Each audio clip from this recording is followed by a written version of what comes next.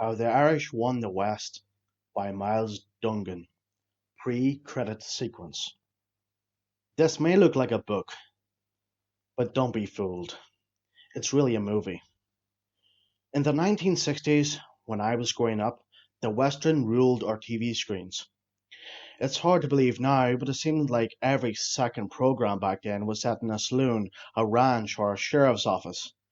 A lot of the films shown on TV were westerns as well, so naturally enough, this was where we escaped to as kids, in the schoolyard or the back garden. There was a time in between wanting to be a train driver and preparing to climb Mount Everest, when I yearned to be a cowboy. Of course, if I'd known how dangerous, dirty, dusty, badly paid, and uncomfortable a job it was, I would have stuck with train driving. The Wild West had a hold on the imagination of boys. It was an almost entirely male obsession of a certain age. Few under the age of 50 and no one under the age of 40 would have been similarly fixated. We thought we knew all about Billy the Kid, Jesse James, Butch Cassidy, the Sundance Kid, and the Hole in the Wall gang, the Wild Bunch, Cochise, Geronimo, Crazy Horse, Sitting Bull, Custer, Wyatt Earp, Bat Masterson, and the Union Pacific Railroad.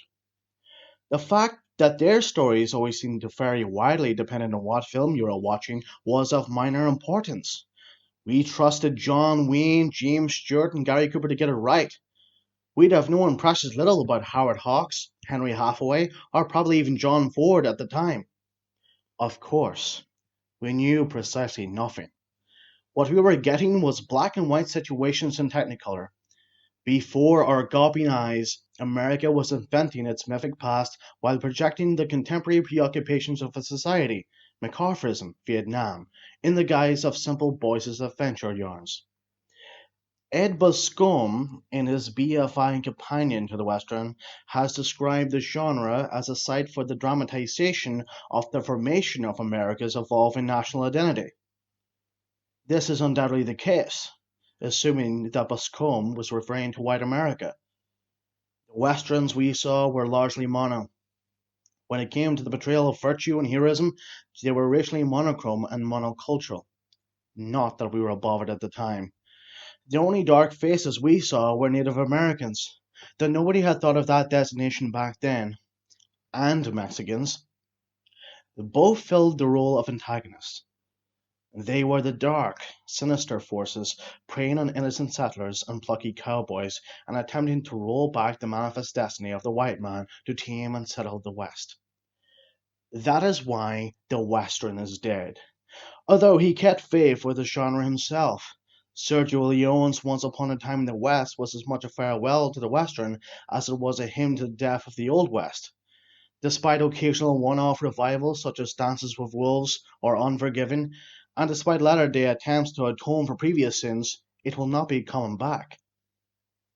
In the modern Western, the stories of men and women who both entered and created a moral wilderness have begun to replace the simple contests of savagery and civilization, acknowledges historian Patricia Limerick. But it is too little, far too late. The classic Hollywood Western spoke to the myths and illusions of one race. Films like Broken Arrow or Soldier Blue will never make up for the innumerable westerns that slandered a conquered people subjected to virtual genocide. In addition, Mexican Americans must find the depiction of their forefathers particularly offensive. For others, the sins are those of omission, although there have been attempts to make the Western relevant to the African American experience with films such as Posse, and to point out that African Americans went west in huge numbers. The genre is as fundamentally alien and irrelevant to black culture as is country and Western music.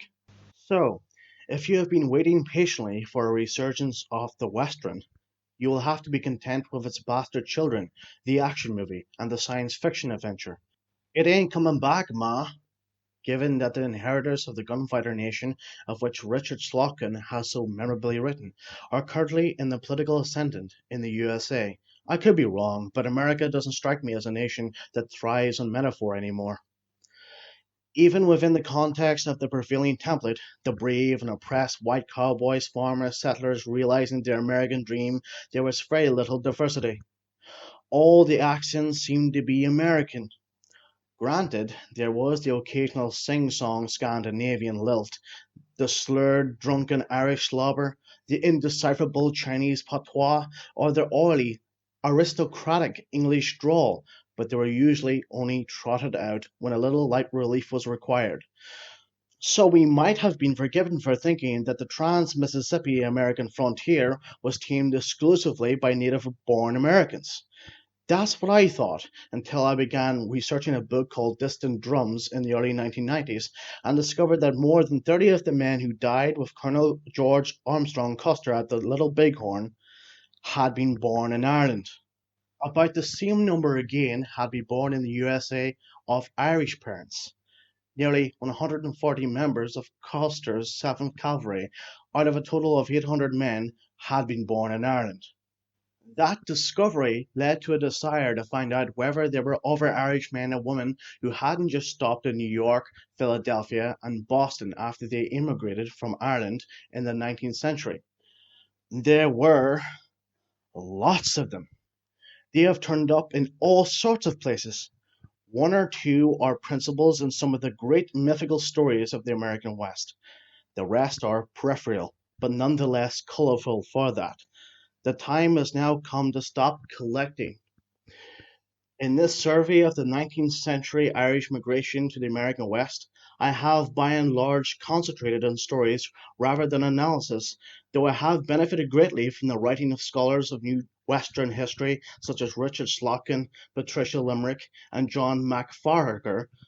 Most of the material contained within these covers is based on secondary sources, on more than 120 books collected over a period of 6 years from the United States and in 4 visits to the USA, to Wyoming, California, New Mexico, and Minnesota.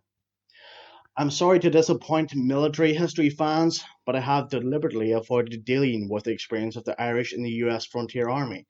This is because this book is already far too long, because it is a subject I have already dealt with in a sketchy fashion in a previous work, Distant Drums, Irish Veterans of Foreign Armies, Belfast, 1993, and because it is one that I hope to deal with in far greater detail in the future. I have also sickeningly failed to deal adequately with the experience of Irish miners and railroad workers in the American West. This is because they were mostly unlettered men who left little account of themselves and whose lives, though relentlessly hard enough and brutal, were often otherwise unremarkable. Some of those who achieved success or great riches in either field have been acknowledged, and I hope that a little of the flavour of the lives of the ordinary Irish miners and railroad builders can be gleaned from their experience. After all, they began at the bottom too. They just got lucky. If this book has a thesis of any kind, it is not seriously attempting to suggest that the Irish actually won the West. It is merely pointing out that, contrary to the Hollywood version of the truth, the exploration, subjugation, development, and exploitation of the West was multicultural and multifaceted. There are many mansions in this particular house. The Irish room happens to be very lavishly and flamboyantly furnished. Enjoy the movie.